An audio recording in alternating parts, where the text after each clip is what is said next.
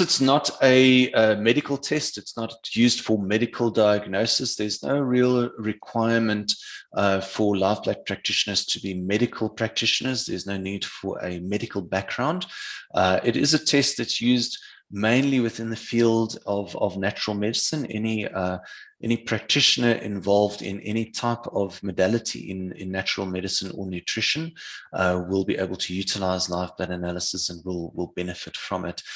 There are some medical practitioners, especially those trained in functional medicine, who also make use of live blood analysis. And, in those cases, you're also able it is able to assist with making a diagnosis. So practitioners find that it helps a great deal in narrowing down the potential diagnoses in a specific case, because they're seeing, very specific indicators in the blood pointing to, for example, the liver, instead of, having to then test for various conditions.